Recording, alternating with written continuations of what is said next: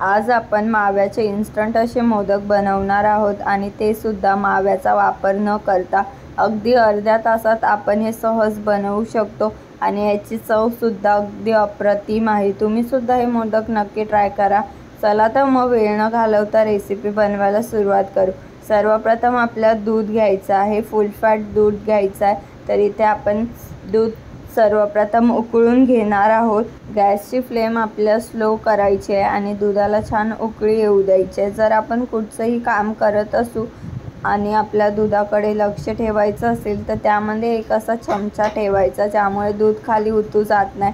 त्यानंतर आपण सर्व दूध पॅनमध्ये ट्रान्सफर करून घेतलेलं आहे आणि आता दुधाला उकळी आल्यावर जी साय येते ती आपण एका साईडला पॅनच्या अशा पद्धतीने जमा करून ठेवत आहोत। तर तुम्ही बघू शकता। आता इथे आपण पाव वाटी मिल्क पावडर घेतली आहे, त्यामध्ये आपल्याला दूध घालायचं आहे। कोमट दूध, गरम दूध घातलं तरी देखील चालेल आणि त्यानंतर आपल्याला थिन अशी पेस्ट बनवून घ्यायची आहे। या पद्धतीने तुम्ही यामध्ये मिल्क पावडर अवश्य घाला, यामुळे छान असा टेक्स्चर येतो आणि मोदक खायला सुद्धा अगदी अप्रतिम लागतात। तर इथे आपण जितकं क्वांटिटीमध्ये दूध घेतलेलं होतं त्यापेक्षा हाफ क्वांटिटीमध्ये आपल्याला रिड्यूस करून घ्यायचं आहे। तर तुम्ही बघू शकता दुधाची क्वांटिटी अर्धी झालेली आहे आणि अर्धी झाली की त्यामध्ये आपल्याला ही मिल्क पावडरची पेस्ट टाकायची आहे आणि पुन्हा हे दूध छान मिक्स करून घ्यायचं आहे। तर तुम्ही बघू शकता आता याचा मावा तयार होईल। आपण कंटिन्युअसली याला मिक्स करत राहणार आहोत जेणेकरून हे खाली लागायला नको त्यामुळे।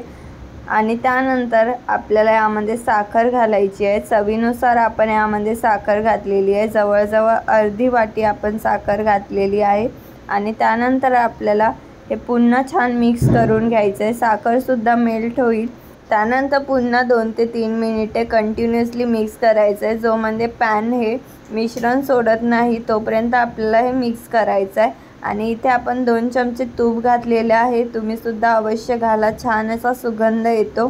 त्यानंतर हे मिश्रण आपल्याला थंड होण्यासाठी ठेवायचं आहे। मिश्रण थंड झालं की मोदकाचा साचा घ्यायचा आहे आणि त्यामध्ये हे मिश्रण आपल्याला अशा पद्धतीने थोडं थोडं करून फिल करून घ्यायचं आहे। तर तुम्ही यामध्ये ड्रायफ्रूटसुद्धा ॲड करू शकता किंवा तुम्ही हे मिश्रण असं सुद्धा भरू शकता। याच्या आतमध्ये कॅव्हिटी बनवून तुम्ही त्यामध्ये ड्रायफ्रूट्स घालू शकता।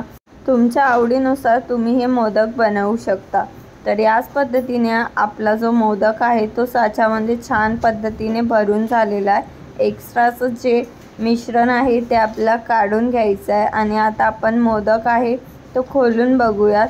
तर तुम्ही बघू शकता मोदक किती सुरेख तयार झालेला आहे। हे इन्स्टंट असे मोदक खायला सुद्धा खूप भारी लागतात। तर या गणेश चतुर्थीला तुम्ही सुद्धा हे मोदक बाप्पासाठी अवश्य बनवा।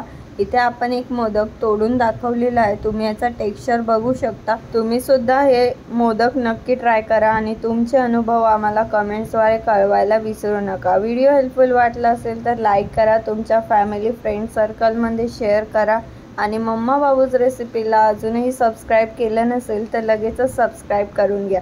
व्हिडिओ पूर्ण अगदी शेवटपर्यंत बघितल्याबद्दल धन्यवाद। आता आपण भेटूया पुढच्या व्हिडिओमध्ये नवीन रेसिपीसह। व्हिडिओ पूर्ण अगदी शेवटपर्यंत बघितल्याबद्दल धन्यवाद।